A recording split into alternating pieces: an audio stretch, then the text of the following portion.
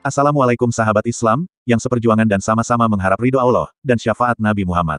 Tidak lupa kami mendoakan kalian semua, semoga kita diberi kelancaran rezeki dan dipermudah semua urusan kita, serta sehat dan diberi keberkahan umur. Kami di sini akan sedikit bercerita tentang Abu Nawas yang berani mengorbankan sang raja, demi selamat dari kematiannya. Sebelumnya jangan lupa untuk like, komen, dan subscribe, biar tidak ketinggal kisah-kisah yang lebih seru dan bisa diambil manfaatnya. Bismillahirrahmanirrahim. Suatu ketika Abu Nawas berjalan-jalan ke perkampungan orang-orang Badui, dan ini memang sudah menjadi kebiasaan Abu Nawas yang suka mempelajari adat istiadat orang-orang Badui. Pada saat itu Abu Nawas baru keluar dari istana, dan niatan Abu Nawas mau pulang ke rumahnya, namun sebelum sampai di rumah Abu Nawas lewat di suatu perkampungan. Ketika Abu Nawas sampai pada suatu perkampungan itu, Abu Nawas sempat melihat sebuah rumah besar, yang dari luar terdengar suara ramai, seperti suara kerumunan puluhan orang. Abu Nawas tertarik, ingin melihat untuk apa orang-orang Badui berkumpul di sana. Ternyata di rumah besar itu adalah tempat orang Badui menjual bubur, yaitu bubur khas makanan para petani. Tapi Abu Nawas tidak segera masuk ke rumah besar itu, merasa lelah dan ingin beristirahat. Abu Nawas terus berjalan ke arah pinggiran desa-desa Badui itu. Abu Nawas beristirahat di bawah sebatang pohon rindang, ia merasa hawa di situ amat sejuk dan segar, sehingga tidak berapa lama kemudian mengantuk dan tertidur di bawah pohon. Abu Nawas tak tahu berapa lama ia tertidur, tahu-taunya ia merasa dilempar ke atas lantai tanah, ia pun tergagap bangun. Kurang ajar, siapa yang melemparku? Tanya Abu Nawas heran sembari menengok kanan kiri. Ternyata Abu Nawas berada di sebuah ruangan pengap berjeruji besi, seperti penjara. Abu Nawas berkata, "Hai, keluarkan aku, kenapa aku dipenjara di sini?" pinta Abu Nawas. Tidak berapa lama kemudian muncul seorang Badui bertubuh besar. Abu Nawas memperhatikan dengan seksama, ia ingat orang inilah yang menjual bubur di rumah besar di tengah desa itu. "Jangan teriak-teriak, cepat makan ini," kata orang besar itu, sembari menyodorkan piring ke lubang ruangan. Abu Nawas tidak mau segera makan. Abu Nawas berkata, "Mengapa aku dipenjara?" tanya Abu Nawas. Orang itu menjawab, "Kau akan kami sembelih, dan akan kami jadikan campuran bubur." Abu Nawas terkejut, seraya berkata, "Jadi yang kau jual di tengah desa itu bubur manusia?" tanya Abu Nawas. "Iya tepat," ujar orang itu. Orang itu melanjutkan perkataannya, "Itu adalah makanan favorit kesukaan kami." Abu Nawas terkejut lagi mendengar ungkapan orang itu, seraya berkata, "Jadi kalian sekampung suka makan daging manusia?" tanya Abu Nawas. Orang itu menjawab, "Iya benar, termasuk dagingmu, sebab besok pagi kau akan kami sembelih," ujar orang itu. Abu Nawas bertanya, "Sejak kapan kalian makan daging manusia?" Orang itu menjawab, "Sudah lama, setidaknya sebulan sekali kami makan daging manusia," ujar orang itu. "Dari mana saja kalian dapatkan daging manusia?" tanya Abu Nawas. "Kami tidak mencari kemana-mana, hanya setiap kali ada orang masuk atau lewat di desa kami, pasti kami tangkap dan akhirnya kami sembelih untuk dijadikan campuran bubur." Abu Nawas diam sejenak, ia berpikir keras bagaimana caranya bisa meloloskan diri dari bahaya maut ini. Merasa heran kepada raja, kenapa raja tidak mengetahui bahwa di wilayah kekuasaannya ada kanibalisme, ada manusia makan manusia. Barangkali para menteri hanya melaporkan hal yang baik-baik saja, mereka tidak mau bekerja keras untuk memeriksa keadaan penduduk, pikir Abu Nawas sambil bergumam. "Baginda Raja harus mengetahui hal seperti ini secara langsung," ujar Abu Nawas. Setelah memberi makan berupa bubur, Badui itu meninggalkan Abu Nawas. Abu Nawas tentu saja tak berani makan bubur itu, jangan-jangan bubur itu adalah bubur yang dicampur daging manusia.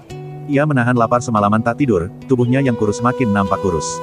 Esok harinya Badui itu datang lagi seraya berkata, "Bersiaplah, sebentar lagi kau akan mati." Abu Nawas berkata, "Tubuhku ini kurus, kalaupun kau sembelih kau tidak akan memperoleh daging yang banyak. Kalau kau setuju, nanti sore akan aku bawakan temanku, yang bertubuh gemuk, dagingnya bisa kalian makan selama 5 hari. "Benarkah?" kata orang itu bertanya. "Aku tidak pernah bohong," ujar Abu Nawas. Orang Badui itu diam sejenak, ia menatap tajam ke arah Abu Nawas. Entah kenapa akhirnya orang Badui itu mempercayai dan melepaskan Abu Nawas. Abu Nawas langsung pergi ke istana menghadap sang raja. Setelah berbasa-basi, raja bertanya kepada Abu Nawas. "Ada apa Abu Nawas?" tanya raja. "Kau datang tanpa kupanggil?" Abu Nawas berkata, "Ampun raja, hamba baru saja pulang dari suatu desa yang aneh." "Desa aneh apa keanehannya?" tanya raja. "Di desa tersebut ada orang menjual bubur, yang khas dan sangat lezat, di samping itu hawa di desa itu benar-benar sejuk dan segar." Raja berkata, "Aku ingin berkunjung ke desa itu. Pengawal, siapkan pasukan." "Ampun raja, jangan membawa-bawa pengawal, raja harus menyamar jadi orang biasa," ungkapan Abu Nawas. Raja berkata, "Tapi ini demi keselamatanku sebagai seorang raja." "Ampun tuanku, jika bawa-bawa tentara maka orang sedesa akan ketakutan, dan tuanku takkan dapat melihat orang menjual bubur khas itu," ungkapan Abu Nawas. Raja menyetujuinya, seraya berkata, "Baiklah, kapan kita berangkat?" Abu Nawas menjawab, "Sekarang raja, supaya nanti sore kita sudah sampai di perkampungan itu." Demikianlah raja dengan menyamar sebagai seorang biasa, mengikuti Abu Nawas ke perkampungan orang-orang Badui kanibal itu.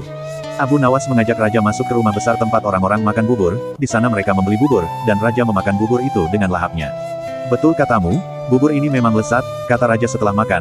"Kenapa buburmu tidak kau makan Abu Nawas?" tanya si raja. "Saya masih kenyang," kata Abu Nawas sambil melirik dan berkedip ke arah penjual bubur. Setelah makan, Baginda diajak ke tempat pohon rindang yang hawanya sejuk. Betul juga katamu, di sini hawanya memang sejuk dan segar, aku kok mengantuk sekali, ujar si Raja.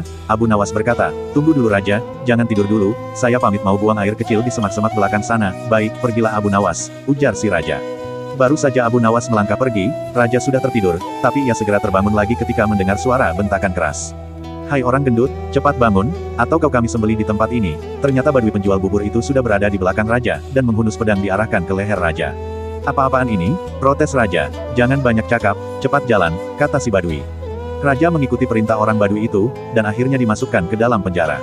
Mengapa aku di penjara? Tanya Raja. Besok kau akan kami sembelih, dagingmu kami campur dengan tepung gandum, dan kujadikan bubur yang terkenal lezat, ujar si badui itu, seraya tertawa. Raja kaget, dan berkata, jadi yang aku makan tadi bubur manusia, betul, kau telah memakan bubur kami, bubur manusia, ujar si badui. Mendengar itu Raja mau muntah, tapi tak bisa. Sekarang tidurlah, berdoalah, sebab besok kau akan mati, ungkap si badui.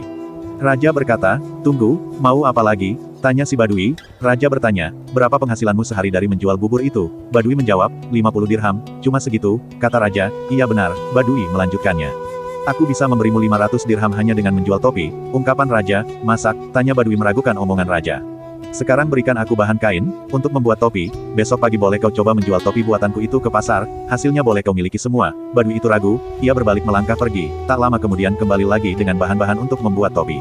Esok paginya Raja menyerahkan sebuah topi yang bagus kepada si badui. Raja berpesan, juallah topi ini kepada Menteri Farhan di Istana Baghdad. Badui itu menuruti saran Raja tanpa mencurigainya.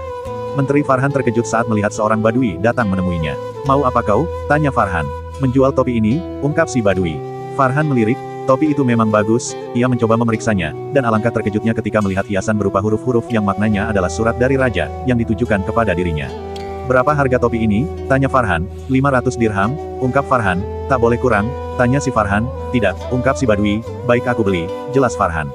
Badui itu langsung pulang dengan wajah ceria, sama sekali ia tak tahu jika Farhan telah mengutus seorang prajurit untuk mengikuti langkahnya. Siangnya prajurit itu datang lagi ke istana dengan melaporkan lokasi perkampungan si penjual bubur. Farhan cepat bertindak sesuai pesan di surat Raja, 1000 orang tentara bersenjata lengkap dibawa ke perkampungan, semua orang badui di kampung itu ditangkapi, sementara Raja berhasil diselamatkan. Untung kau bertindak cepat, terlambat sedikit saja, aku sudah jadi bubur, kata Raja kepada Farhan. Semua ini gara-gara Abu Nawas, kata Farhan. Benar, tapi juga salahmu, kau tak pernah memeriksa perkampungan ini bahwa penghuninya adalah orang-orang kanibal, jelas sang Raja. Bagaimanapun Abu Nawas harus dihukum, ungkap Farhan. Ya, itu pasti, jelas Raja, hukuman mati, sahut Farhan. Ya hukuman mati, kita coba apakah dia bisa meloloskan diri, kata si Raja. Semoga bermanfaat dan bisa diambil hikmahnya. Akhir kata Assalamualaikum warahmatullahi wabarakatuh. Kelanjutannya ada di deskripsi.